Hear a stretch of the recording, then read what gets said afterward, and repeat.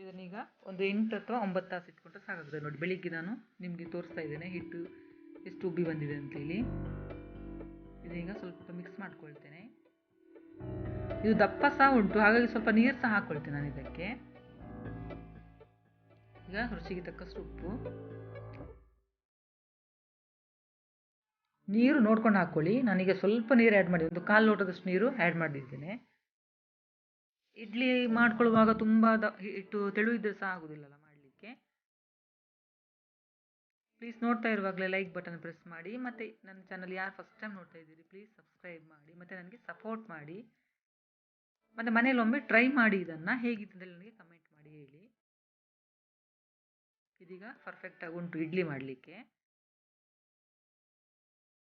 ನಾನಿಲ್ಲಿ ಇಡ್ಲಿ ತಟ್ಟೆಗೆ ಸ್ವಲ್ಪ ಎಣ್ಣೆ ಎಲ್ಲ ಹಚ್ಚಿ ಇಟ್ಕೊಂಡಿದ್ದೇನೆ. ಮತ್ತು ಇಡ್ಲಿ ಪಾತ್ರೆ ಸಹ ನಾನು ಗ್ಯಾಸ್ ಮೇಲೆ ಇಟ್ಕೊಂಡಿದ್ದೇನೆ ನೀರು ಬಿಸಿ ಮಾಡಲಿಕ್ಕೆ. ನೀವು ಇಡ್ಲಿ ಆದಮೇಲೆ ನೀವು ಸ್ವಲ್ಪ ದೋಸೆ ಮಾಡ್ಕೊಳ್ಳಿದ್ರೆ ಹಿಟ್ಟು ಸ್ವಲ್ಪ ಬೌಲಲ್ಲಿ ತೆಗೆದಿಟ್ಟು ಸ್ವಲ್ಪ ನೀರು ಆ್ಯಡ್ ಮಾಡ್ಕೊಳ್ಳಿ. ಎಷ್ಟು ದಪ್ಪ ಹಾಕಬೇಡಿ ದೋಸೆಗೆ, ಸ್ವಲ್ಪ ತೆಳು ಮಾಡಿ ದೋಸೆ ಮಾಡ್ಕೊಳ್ಬೇಕು.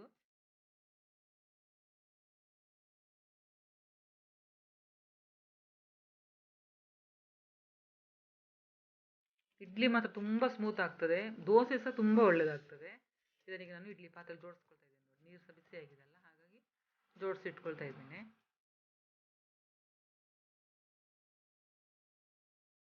ಇದೀಗ ಮುಚ್ಚಳ ಮುಚ್ಚಿ ನಾನು 15 ನಿಮಿಷ ನಾನು ಬೇಯಿಸ್ಕೊಳ್ತೇನೆ. ಒಂದು ಕಡೆ ನಾನೀಗ ತವಾ ಸಹ ಇಟ್ಕೊಂಡಿದ್ದೇನೆ ದೋಸೆ ಮಾಡಲಿಕ್ಕೆ. ನಿಮಗೆ ದೋಸೆ ಸಹ ಮಾಡಿ ತೋರಿಸ್ತೇನೆ ನೋಡಿ, ಅದೇ ಹಿಟ್ಟಲ್ಲಿ. ಫಸ್ಟಿಗೆ ಇದಕ್ಕೆ ತವಾಗ ಸ್ವಲ್ಪ ನೀರು ಹಾಕಿ ಒಂದು ಬಟ್ಟೆಯಲ್ಲಿ ಒರೆಸ್ಕೊಳ್ಳಿ, ಇಲ್ಲ ಎಣ್ಣೆ ಹಾಕಿ ಸಹ ಒರೆಸ್ಕೊಳ್ಬೋದು. ಅದರ ನಂತರ ಹಿಟ್ಟು ಹಾಕಿ ಥರ ಸ್ಪ್ರೆಡ್ ಮಾಡ್ಕೊಳ್ಳಿ. ಮತ್ತು ದೋಸೆ ಮಾಡ್ಕೊಳ್ಳುವಾಗ ಹಿಟ್ಟು ಸ್ವಲ್ಪ ತೆಳು ಮಾಡ್ಕೊಳ್ಳಿ. ನಾನೀಗ ಇಡ್ಲಿಗೆ ಹಾಕಿದಷ್ಟು ದಪ್ಪ ಬೇಡ, ಸ್ವಲ್ಪ ತೆಳು ಮಾಡಿ ಹಾಕ್ಕೊಳ್ಬೇಕು. ನಾನಿಲ್ಲಿ ಮೀಡಿಯಮ್ ಫ್ಲೇಮಲ್ಲಿ ಮಾಡ್ಕೊಳ್ತಾ ಇದ್ದೇನೆ ದೋಸೆ. ನೋಡಿ, ಅದು ಕಲರ್ ಎಷ್ಟು ಚೇಂಜ್ ಆಗಿ ಎಷ್ಟು ಕ್ರಿಸ್ಪಿ ಆಗ್ತದೆ ಅಂತೇಳಿ ನೋಡಿ. ನಾನೀಗ ಮೇಲ್ಗಡೆಯಿಂದ ಸ್ವಲ್ಪ ಎಣ್ಣೆ ಹಾಕ್ಕೊಳ್ತಾ ಇದ್ದೇನೆ, ತುಪ್ಪ ಸಹ ಹಾಕ್ಕೊಳ್ಬೋದು.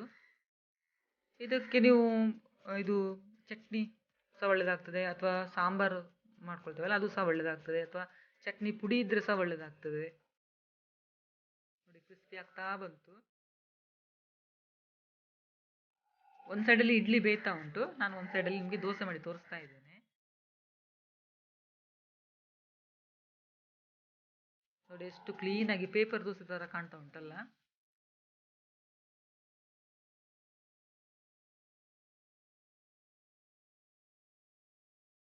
ಎಷ್ಟು ಕ್ರಿಸ್ಪಿಯಾಗಿ ಬಂದಿದೆ.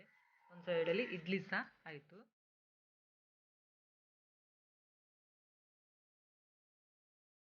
ಇದನ್ನೀಗ ಆರಿದ ಮೇಲೆ ನಾನೊಂದು ಪ್ಲೇಟಲ್ಲಿ ಹಾಕ್ಕೊಳ್ತಾ ಇದ್ದೇನೆ ಎಲ್ಲ ಸಹ. ಪ್ಲೀಸ್ ಲೈಕ್ ಮಾಡಿ, ಶೇರ್ ಮಾಡಿ, ಸಬ್ಸ್ಕ್ರೈಬ್ ಮಾಡಿ ನನ್ನ ಚಾನಲಿಗೆ. ವಿಡಿಯೋ ಹೇಗಿತ್ತು ಅಂತೇಳಿ ನನಗೆ ಕಮೆಂಟ್ ಮಾಡಿ ಹೇಳಿ. ವಿಡಿಯೋ ನೋಡಿದ್ದಕ್ಕೆ ಥ್ಯಾಂಕ್ ಯು.